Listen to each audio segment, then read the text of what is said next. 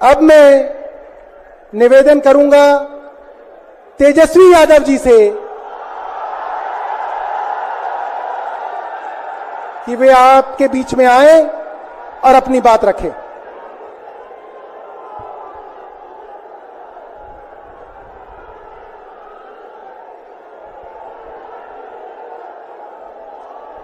दिल्ली के ऐतिहासिक मैदान रामलीला मैदान में आयोजित लोकतंत्र बचाओ रैली में उपस्थित हमारे इंडिया अलायंस के सभी हमारे नेतागण, कार्यकर्तागण, पदाधिकारीगण, दिल्ली, पंजाब, बिहार से आए हुए सभी हमारे अभिभावक, बुजुर्ग, माताएं, बहनें और नौजवान युवा साथी, आप सबका इस रैली में हम स्वागत करते हैं। आप सब लोगों का अभिनंदन करते हैं।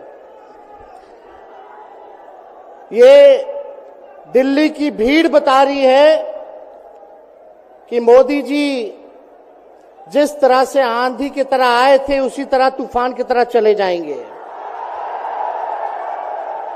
पहला रैली हम लोगों ने पटना में किया, दूसरा बॉम्बे में किया और तीसरा आज जो है दिल्ली में हो रहा है। और मैं बता दूं, देश के कोने कोने में जहां भी हम लोग जा रहे हैं वहां जनता का साथ, आशीर्वाद मिल रहा है। आज हम सब लोग एकजुट हुए हैं देश के लोकतंत्र, देश के संविधान, देश के भाईचारा को बचाने के लिए। जिस हिसाब से देश में बांटने का काम किया जा रहा है, भाई को भाई से लड़ाया जा रहा है, नफरत की राजनीति की जा रही है, उसलिए हम सब नेता आपकी लड़ाई के लिए हम सब लोग आए हैं और आपकी लड़ाई लड़ रहे हैं। और हम लोग सब लोग चाहते हैं कि इस लड़ाई में आपका साथ मिले, आपका आशीर्वाद मिले और आपका प्यार मिले। जो लोग नारा लगाते हैं अब की बार 400 पार, उनका मुंह है, कुछ भी बोलेंगे, लेकिन एक बात तय है, जनता ही मालिक है, आप मालिक हैं और आपको तय करना है कि देश के शासन में कौन बैठने का काम करेगा। आज यहां दिल्ली की जनता से पूछना चाहते हैं, वो लोग नारा लगा रहे हैं, टारगेट फिक्स कर रहे हैं अब की बार 400 पार। ऐसा लग रहा है कि पहले से ही ईवीएम सेटिंग हो चुका है। ये लोग फिर भी आप लोगों से पूछना चाहते हैं कि आप लोग, ये लोग जो नारा लगा रहे हैं, क्या वो सच होगा या वो सत्ता से बेदखल करिएगा? हाथ उठा के बताइए, इनको सत्ता से बाहर करना है कि नहीं करना? आज हम सब लोग देख रहे हैं कि देश में अघोषित इमरजेंसी लागू हो चुकी है। देश में सत्ता में जो लोग बैठे हैं तानाशाह रवैया अपनाने का काम कर रहे हैं, घमंडी हो गए हैं लोग। और आज हम लोग किसी को गाली देने नहीं आ रहे, लेकिन जो आंख से देख रहे हैं वो बताने आ रहे हैं, जो महसूस कर रहे हैं वो बताने आए हैं। सत्ता में लोग जो बैठे हैं, विपक्ष का धर्म बनता है, कर्तव्य बनता है कि उनसे हम लोग सवाल करें। आज मेरा मानना है कि देश में सबसे बड़ा अगर दुश्मन है तो बेरोजगारी है, महंगाई है, गरीबी है। आज यहाँ लोग हैं, नौजवान हैं, नौजवानों से पूछना चाहते, बताओ कितने नौजवान यहाँ जो हैं मोदी जी ने नौकरी दिया? हाथ उठा के बताइए। कोई नहीं मिलेगा। मोदी जी ने कोई नौकरी नहीं दी, सब कुछ जो है प्राइवेटाइज कर दिया। और हम लोगों ने बिहार में जब कांग्रेस लेफ्ट इंडिया अलायंस की सरकार थी, 17 महीने में 5 लाख नौकरी हम लोगों ने देने का काम किया। आज किसान तबाह है, युवा परेशान है, लेकिन किसानों से मोदी जी को मिलने का समय नहीं है। मोदी जी मिलते तो प्रियंका चोपड़ा से मिलेंगे, किसानों से नहीं मिलेंगे। अक्षय कुमार को इंटरव्यू देते थे पिछले चुनाव में, इस बार बिल गेट्स को बुला करके इंटरव्यू देने का काम कर रहे हैं। लेकिन किसानों की समस्या कैसे हल होगी ये नहीं बता रहे। किसानों से उन्होंने पिछले चुनाव में वादा किया था कि उनका आय दुगुना करेंगे। आज किसानों पर मोदी जी ने तलवार चलाने का काम किया है, जो हमारे अन्नदाता हैं। इसलिए आप सब लोग हम लोग जब आवाज उठाते हैं, तब मोदी जी और उनकी जो सेल है पार्टी की, उस पार्टी का सेल में कौन है?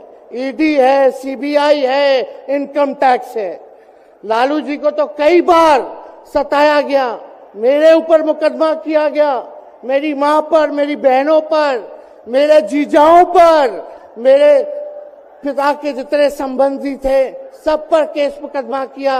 अभी बिहार चले जाइए, कई हमारे नेताओं पे छापेमारी चल रही है, कई जगह ईटी का रेड चल रहा है, आईटी का रेड चल रहा है, लेकिन हम लोग घबराने वाले लोग नहीं।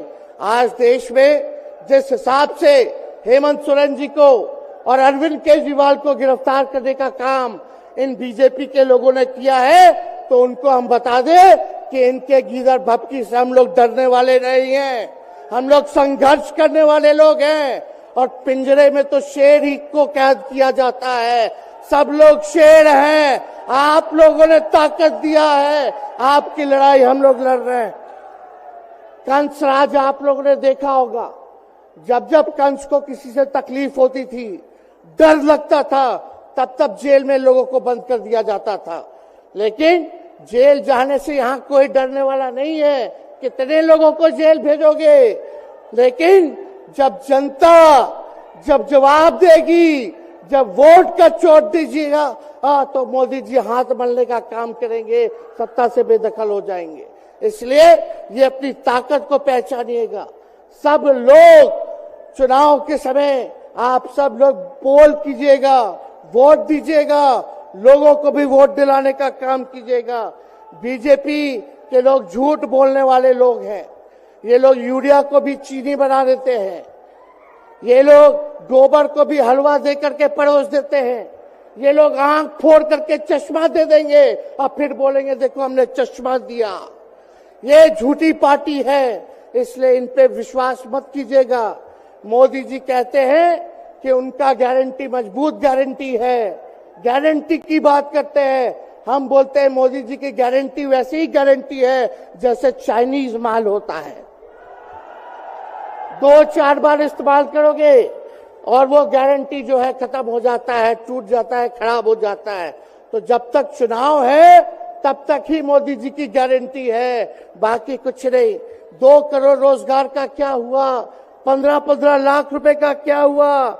ये जवाब नहीं देने वाले, लेकिन हमेशा जो है प्रोपेगेंडा चलाने का काम करते हैं और लोगों को भटकाने का काम करते हैं। इसलिए आप सब लोगों को सावधान रहना पड़ेगा। इनके झूठ पे आप लोग विश्वास मत कीजिएगा। और हम सब लोगों ने आज तस्वीर देखा, आज तस्वीर क्या देखा कि आज महामहिम राष्ट्रपति जी अडवाणी जी को भारत रत्न देकर के सम्मानित कर रही थी। मोदी जी अडवाणी जी के बगल में बैठे हुए हैं, राष्ट्रपति खड़ा होकर के सम्मानित कर रहे हैं, लेकिन मोदी जी खड़ा भी नहीं हुए राष्ट्रपति के सम्मान में, खड़ा भी नहीं हुए। इससे पहले भी हम लोगों ने तस्वीर देखी कि राष्ट्रपति पीछे पीछे चल रही है, मोदी जी आगे आगे चल रहे हैं। ये हम आप सब लोगों को बताना चाहते हैं कि इनका संविधान पे कोई विश्वास नहीं है। ये लोग नागपुरिया कानून को लागू करना चाहते हैं, आरएसएस के एजेंडे को लागू करना चाहते हैं। इसलिए ज्यादा कुछ ना कहते हुए एक आंकड़ा हम जरूर बताना चाहेंगे। देश में इंटरनेशनल लेबर ऑर्गेनाइजेशन ने सर्वे किया है, उसमें आंकड़े हैं कि आज देश में बेरोजगारों में से 83% युवा है। पढ़े लिखे युवाओं में बेरोजगारी लगभग 65% है। ग्रामीण क्षेत्रों में सिर्फ 17.5% युवाओं के पास ही काम है। यानी भारत की आत्मा गांव में 82% युवा आज बेरोजगार हैं और मोदी जी इसके बारे में कोई काम नहीं किया। आप एक बार विश्वास कीजिएगा, अगर इंडिया सरकार की अलायंस की सरकार बनती है तो नौजवानों को हम लोग नौकरी देने का काम करेंगे, बेरोजगारी को दूर करेंगे और जाते जाते बहुत सारे नेताओं को बोलना है, लेकिन एक अंत हम करेंगे एक गाने के साथ। और आप लोगों ने गोविंदा का फिल्म का एक गाना सुना होगा कि तुम तो धोखेबाज हो, वादा करके भूल जाते हो। रोज रोज मोदी जी तुम ऐसा करोगे, रोज रोज मोदी जी तुम ऐसा करोगे, जनता जो रूठ गई तो हाथ मलोगे। अरे तुम तो धोखेबाज हो, वादा करके भाग जाते हो। तो आप सब लोगों को बहुत बहुत धन्यवाद। आप सब लोगों का आशीर्वाद मिले और हम सभी लोगों जो है आज मिसेस केजरीवाल और हमारी बहन कल्पना जी के साथ हम लोग जो है मजबूती के साथ खड़े हैं और इस लड़ाई को लड़ेंगे और जीतेंगे। बहुत बहुत धन्यवाद। जय हिंद। बहुत बहुत धन्यवाद। मैं एक सूत्र